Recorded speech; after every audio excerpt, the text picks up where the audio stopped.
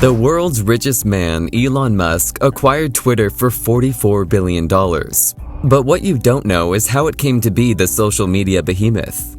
Now that you've seen the social network, you're convinced Mark Zuckerberg is a real jerk. You might soon have the same thought about Twitter co-founder Evan Williams, except this time it's not simply a fictional thought. The origin of Twitter lies in the ashes of another failed startup, a true tale of money, power, friendship, and betrayal. In today's video, we will uncover and unveil how Twitter was created, the real history of Twitter.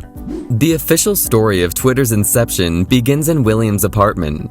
Odeo was a podcasting platform that Williams, former Google employee Biz Stone, and investor Jack Dorsey set out to create. But after the release of iTunes by Apple, the business quickly became obsolete.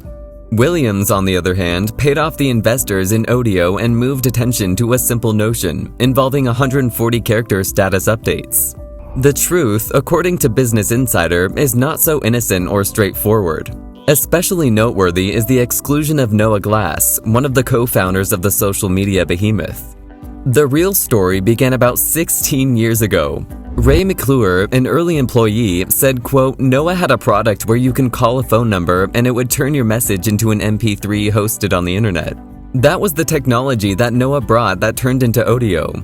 Evan Williams, a former Google employee, one of Glass's first investors in Odeo, was along with Charles River Ventures and roughly a dozen other people. As a result of Williams' involvement with Odeo, which was greater than that of most investors with the business in their holdings, Odeo eventually relocated from Noah's apartment to Williams. Williams intended to make good use of his previous flat after recently selling a firm named Blogger to Google and purchasing a nice home. After that, Odeo rented a space and began expanding its staff. The CEO of Odeo was Evan Williams. Odeo had a product by July 2005, a podcasting platform. George Zachary, a partner at Charles River Ventures who oversaw the company's investment in Odeo, claims that in the fall of 2005, the crap hit the fan. That was the time Apple originally said iTunes would come pre-installed on each of the 200 million iPods the company would eventually sell. From Glass and Williams on down, Odeo employees started to notice that they weren't listening to podcasts as frequently as they had anticipated. By this time, Odeo had 14 people working full-time, including now CEO Evan Williams and a buddy of his from Google, Christopher Biz Stone. Later that year, Williams encouraged the staff at the firm to start brainstorming ideas for a new direction Odeo could take after deciding that podcasts was not Odeo's future. It turns out that one of their new hires did have a brilliant idea to take from a struggling podcast firm to a $1 billion platform called Twitter that would fundamentally alter the course of human history. Guess who this megamind who came up with the idea of Twitter was? It was Jack Dorsey. Noah Glass, the co-founder of Odeo, was drawn to Jack Dorsey because he was one of the stars of the firm, in Glass's words. Jack had a concept for an entirely different product that focused on status, or what individuals were doing at a particular moment. Jack began by expressing his interest in status and how he was interested in talking to Glass about it. Glass pondered exactly what it was about it that he found appealing. Jack's concept was presented to the rest of the firm by Glass, Dorsey, and a German contract developer named Florian Weber one day during February 2006. Twitter was a system that allowed you to text one number and have it broadcast to all of your pals. According to Glass, he was the one who thought up the moniker Twitter. "I had a lot of time to think about it," he admits. "The name will eventually become Twitter." Even though Evan Williams was dubious about Twitter's prospects following that initial presentation in February, he assigned the project to Glass. Biz Stone occasionally assisted Glass's Twitter team. By the way, it was actually Glass's team, not Jack Dorsey's. Everyone agrees that Jack Dorsey had the first idea for Twitter. Years before he joined Odeo, Dorsey even created designs of what appears to be Twitter.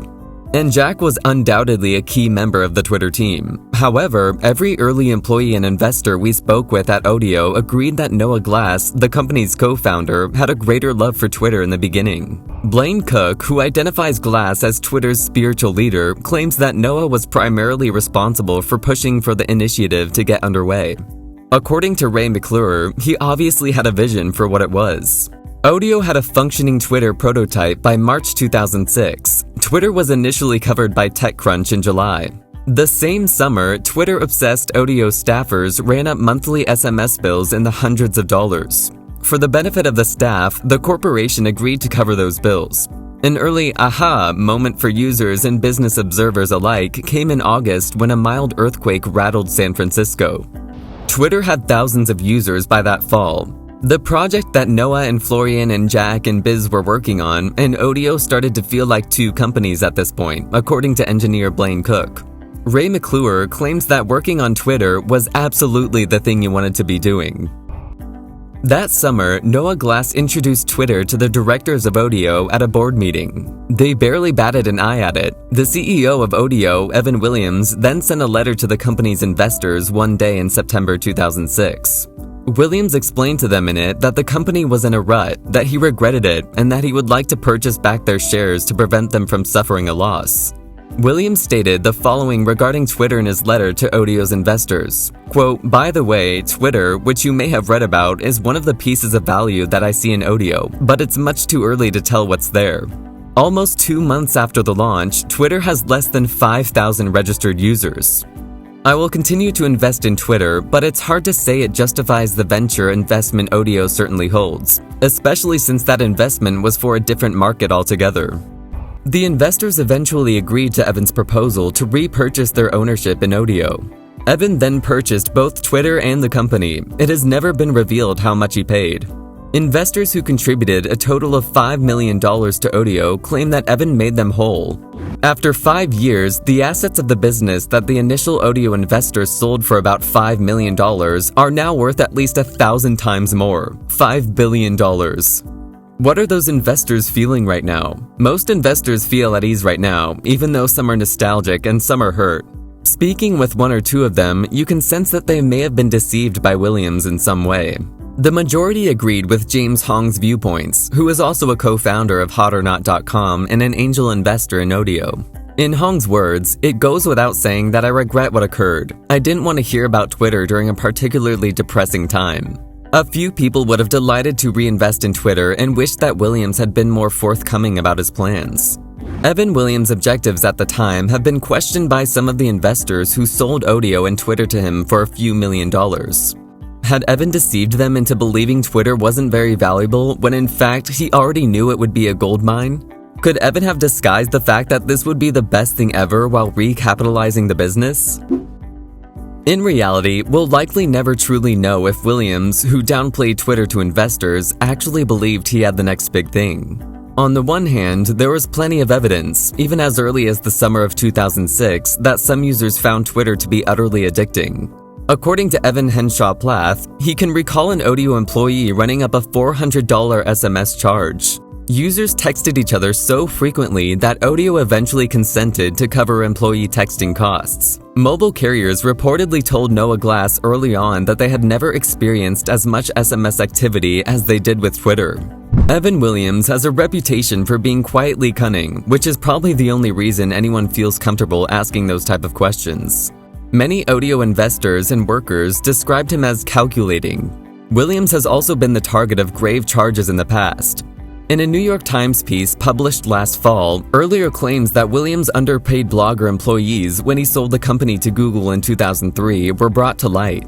According to the narrative, his co-founder of Blogger, Meg Horahan, said, quote, "I don't think he took care of the individuals that got him to where he was."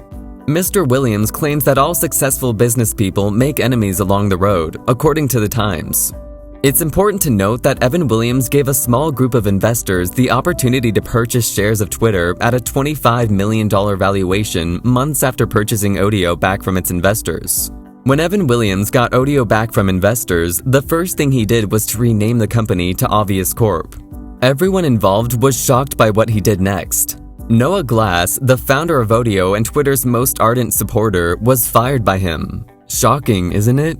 The reason for this is that Twitter would not have existed without Glass. The real founders of Twitter, according to Odeo engineer Evan Henshaw Plath, are Glass, Dorsey, and Florian Webb.